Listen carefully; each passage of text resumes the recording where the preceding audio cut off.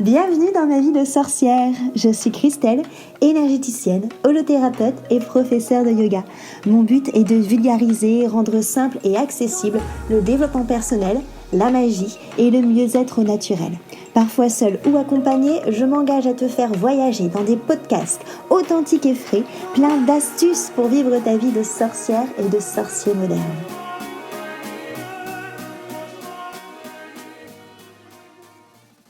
Bonjour à tous, bienvenue autour de mon micro enchanté. Donc moi je suis Christelle. On ne parle pas assez, à mon sens, des victimes de ces manipulations et de ces pervers narcissiques. Bon, pervers narcissique qui est un mot à la mode ou pas. Mais en tout cas, moi aujourd'hui je vais vous parler de mon expérience. Car je trouve qu'il y a beaucoup trop de tabous encore, il y a beaucoup trop de victimes, que ce soit de femmes ou d'hommes, qui n'osent pas parler parce qu'on les comprend pas, parce que les personnes généralement de notre entourage ne comprennent pas comment c'est possible d'être autant attaché à une personne qui nous fait du mal, ne comprennent pas tout simplement comment on peut avoir autant d'attaches, comment on peut être autant sous l'emprise de quelqu'un, parce que c'est vraiment une expérience qu'il faut vivre pour comprendre, ce qui fait que nous, en tant que victimes, en tant que proie, on va avoir l'impression d'être fautive, et en fait je trouve ça injuste, je trouve ça tout simplement injuste que ça soit les proies, que ça soit les victimes de ces personnes qui n'osent pas parler, qui n'osent pas livrer leur expérience, parce qu'encore maintenant ils voient ça comme une faiblesse d'être tombés dans le jeu de personnes qui sont vraiment toxiques. Donc je suis holothérapeute et j'accompagne notamment des personnes qui souffrent de relations toxiques. Je suis moi-même passée par là et pour le coup c'est grâce à cette relation que j'en suis arrivée là. Dans le sens où j'ai eu clairement besoin d'être accompagnée de différentes méthodes, notamment en énergétique, pour aller mieux, pour reprendre confiance en moi, pour reconnecter mes valeurs, pour reconnecter qui j'étais vraiment. Parce que clairement, si je n'avais pas découvert cette solution de médecine alternative, je pense vraiment que j'aurais pu descendre vraiment très très très bas. Et grâce à tout cet accompagnement, je suis arrivée à reconnecter qui j'étais vraiment. Je suis arrivée à reconnecter ce que je voulais vraiment. Et du coup, aujourd'hui, je décide de vouloir mettre en lumière, de vouloir dénoncer ces personnes qui nous empoisonnent. À partir de maintenant, s'il y a une personne qui est toxique avec toi, s'il y a une personne qui te veut du tort, s'il y a une personne qui te rabaisse, qui te manque de respect, si elle te détruit à petit feu, fuis-la, parce que ce n'est pas de l'amour, crois-moi. À petit feu, pourquoi? C'est la manière que font justement les manipulateurs, dans le sens où ils vont jamais montrer tout de suite toutes leurs armes pour te détruire, et ils vont vraiment y aller progressivement, ce qui va amener aussi progressivement une relation de dépendance et d'attachement, ce qui n'est pas de l'amour. Parce que crois-moi, à partir du moment où une personne te manipule, qu'une personne manigance derrière ton dos, fait des stratagèmes, te ment, oui, il est conscient. Moi aussi, j'ai eu du mal à comprendre comment une personne peut être aussi mauvaise. Mais oui, il est conscient et c'est ça justement sa grande force, c'est ça son super pouvoir, c'est qu'il te fait toujours croire qu'il le fait inconsciemment et que ce n'est pas de sa faute et qu'il est lui-même la victime, qu'il est vulnérable. Et ça, c'est pareil. C'est faux, parce qu'il se victimise tout le temps pour que tu lui pardonnes. Et pourquoi il fait ça? Parce que, au final, la personne qui est gentille, c'est toi. Toi, tu es gentil, toi, tu es bienveillant, toi, tu n'as pas forcément conscience de ta valeur et donc tu n'as pas confiance en toi. En fait, il a capté ça chez toi depuis le début, il te scanne, il voit précisément comment tu es et ils vont savoir capter ta blessure, ta faille et ils vont s'engouffrer dedans. Du coup, ça fait qu'on commence toujours par une période qu'on appellera la lune de miel avec ce genre de personnes où ils vont être charmeurs, attentionnés, où ça va être très passionnel. Vous avez l'impression d'être vraiment en fusion l'un avec l'autre. Tu vas avoir l'impression qu'il te connaît mieux que personne et que voilà que tout vous unit. Mais c'est tout simplement encore une fois parce qu'il y a cette capacité à t'avoir vraiment scanné, donc qui se colle à toi. Et ça, cette fusion, cet amour passionnel, ça va durer 1 mois, 2 mois, 3 mois, des fois un peu plus longtemps, jusqu'au moment où il se sera rendu compte qu'il aura vraiment un grappin sur toi. Et toi, tu n'auras même pas vu venir le truc en fait. Donc, il va venir progressivement mettre la croyance à l'intérieur de toi, comme quoi personne ne t'aimera jamais aussi fort et comme quoi tu n'arriveras jamais à aimer une autre personne aussi fort que lui. Alors ça, cette manière qu'il le fait, c'est très subtil, hein, il y va vraiment gentiment mais sûrement, et c'est là où le poison justement va commencer à s'infiltrer en toi. Donc il va vraiment avoir une jalousie extrême, et en plus il va souvent essayer de te faire culpabiliser. Moi, pour ma part, il disait que j'étais une séductrice, voilà, que je séduisais tous les hommes, ce qui est pas du tout vrai, c'est pas du tout un trait de caractère, mais je le croyais, et du coup je prenais ça comme excuse à sa jalousie. Il va tout le temps vous remettre en question, il va être négligent vis-à-vis de vous-même, c'est-à-dire que peut-être qu'en effet il ne répond pas tout le temps à vos messages, et quand je dis il répond pas tout le temps, ça veut pas dire qu'il répond pas à la minute, ça veut dire qu'il va peut-être mettre une semaine, 15 jours à vous répondre, peut-être qu'il va vous laisser multiples lapins, du jour au lendemain, vraiment à la minute même, venir annuler un rendez-vous que vous aviez avec des excuses. Il va peut-être en effet remettre en cause vos talents, remettre en cause ce que vous êtes en train de faire, remettre en cause encore une fois vos valeurs, votre sincérité, votre intégrité, votre authenticité.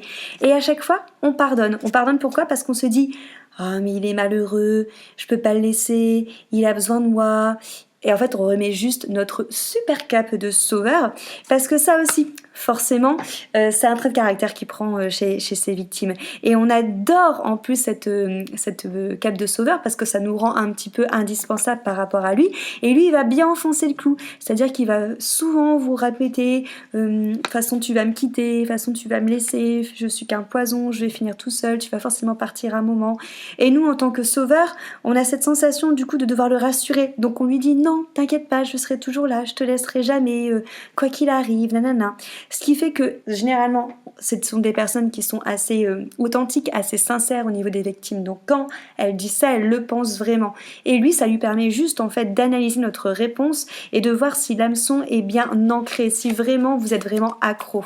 Et c'est là du coup où on continue quelque part la maltraitance psychologique avec des culpabilisations, des destructions, où il nous fait porter le chapeau pour tout, pour rien, et que du coup au fur et à mesure de la relation on se sent moins que rien, on se sent vraiment une mauvaise personne, on a l'impression de plus connaître, du moins de plus connaître ses qualités, parce que par contre ses défauts, ça on les connaît vraiment, on connaît plus ses valeurs, on pensait être quelqu'un de confiance, et en fait on se dit que non, parce que vu comment justement il nous rabaisse, c'est qu'on ne doit pas être aussi bien que ce qu'on pensait, c'est qu'on avait une opinion trop forte de nous, et du coup voilà, il nous fait progressivement déformer notre réalité, et surtout la réalité que vous avez de vous-même, surtout la réalité que tu as de toi-même. Donc on pense vraiment que tout son comportement, en fait, que toute cette manière qu'il a de réagir avec nous, c'est mérité. En fait, c'est comme si que tu te dis, de toute manière, je suis tellement nulle qu'en fait, c'est normal qu'il soit irrespectueux avec moi, c'est parce que je mérite pas autre chose. Donc du coup, on pense à chaque fois que c'est notre faute. Personnellement, j'ai beaucoup douté de moi, j'ai même douté de mon travail. Je savais plus du tout qui j'étais, j'ai perdu même des amis. Alors ça, si c'est un trait de la manipulation, c'est d'isoler. Il le fait pas forcément, on va dire pareil directement, mais rien de le fait justement de dire par exemple ok on est en couple, mais surtout ne le dit à personne. Pourquoi est-ce qu'il dit ça? Sur le coup, il va vous dire de le dire à personne parce que ça parle beaucoup. J'ai pas envie qu'on parle sur moi, sur les réseaux sociaux, sur nous. Ça va juste fragiliser notre couple. En fait, c'est juste parce que du coup, vous êtes encore plus isolés parce que vous, encore une fois, vous êtes authentique, vous êtes sincère. Donc vous l'écoutez, vous n'en parlez pas. Vous faites confiance à ce qu'il vous dit et vous avez foi pour la construction de votre couple. Sauf que là, du coup, vous vous retrouvez seul. En plus, ça lui permet que s'il y a plusieurs relations en même temps, comme toutes ces relations ont quelque part cette consigne, aucune ose en parler, donc on met du temps à se rendre compte qu'il y a peut-être 3, 4, 5, 7 nanas en même temps. Vous allez avoir un côté où du coup quand les gens justement vont se mettre à s'inquiéter pour vous, à vous mettre en alerte, vous allez avoir quelque part un signal dans votre tête qui va vous dire « Ah ouais, il m'avait dit que ça allait parler sur nous et tout, donc il faut que je le croie lui, parce qu'il m'en a parlé avant. » Et du coup voilà, ça fait que progressivement on s'éloigne parce qu'au fur et à mesure, c'est humain, les gens autour de vous peut-être en ont marre de répéter en boucle la même chose, et vous-même aussi, vous avez peut-être aussi tendance, moi je sais que ça a été le cas, de couper carrément avec des personnes parce que j'étais pas prête en fait à entendre ce qu'ils avaient à me dire. Il veut en fait que vous restiez dans une sorte de flou pour pas vous rendre compte de toutes les choses qui arrivent. Après, ce qui est génial, c'est que la vie est souvent très bien faite et que du coup ça met des petits indices sur ce qui est en train de se passer. Mais c'est vraiment une emprise qu'il a, une manipulation, et qui fait qu'on a du mal à s'en défaire. Et même moi encore, à l'heure actuelle, j'explique pas vraiment quels sont les super pouvoirs, entre guillemets bien sûr, qui fait qu'on est aussi bloqué dans cette relation. C'est souvent aussi des personnes qui vont beaucoup vous parler parce que vous leur apportez quelque chose, donc ils vont aspirer votre énergie, et au moment où vous n'avez plus rien à leur apporter, ils vont plus vous répondre, ou ils vont partir, et ils vont ensuite revenir la fleur au fusil, parce qu'avant tout, c'est un opportuniste. Il se sert de vous pour ce que vous pouvez lui apporter, et en fait, du jour au lendemain, s'il peut aller justement prendre l'énergie de quelqu'un d'autre, il va le faire, et après il va revenir, de nouveau, il va vous remettre dans la période de lune de miel, vous allez lui pardonner, et c'est là aussi qu'on se rend compte qu'on pardonne tout ce que on aurait pensé inacceptable, c'est-à-dire l'infidélité, le fait de bouger nos limites, le fait d'être pas respecté, d'avoir des lapins, de se déplacer je ne sais où pour aller le voir et qu'au final il daigne pas sortir pour vous voir. Voilà, et c'est vraiment des choses où on continue à chercher des excuses et on le compare avec les gens de sa famille, avec ses amis, et on comprend pas, on se dit peut-être qu'il est différent, qu'il le fait pas exprès, et on continue à se rendre responsable, et ça c'est faux.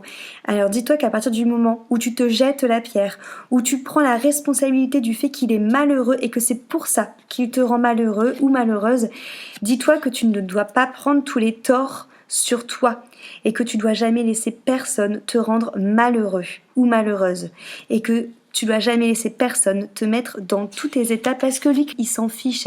Et on a beau espérer de tout son cœur qu'il va un jour arrêter, qu'il va un jour changer, qu'il faut le sauver. En fait, là, c'est pareil, il faut dire stop, la seule personne que tu dois sauver de cette situation, c'est toi. Et si lui, vraiment, il a envie d'être sauvé, eh ben, il prendra ses petites jambes et il te suivra, il se débrouillera tout seul pour se sauver lui-même, crois-moi. Alors maintenant, à l'heure actuelle, ce qui est important, c'est que tu te sauves toi-même, c'est que que tu reprennes ta liberté, que tu reprennes ta confiance en toi.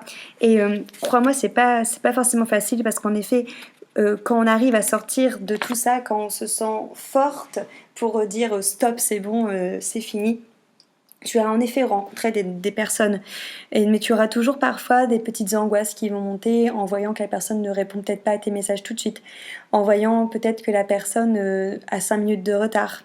Et c'est là où tu te rendras compte de l'impact psychologique que cette ancienne relation a eu sur toi, en te disant purée, mais en fait j'ai des angoisses qui sont pas fondées, qui viennent à cause de lui, à ce que j'ai vécu.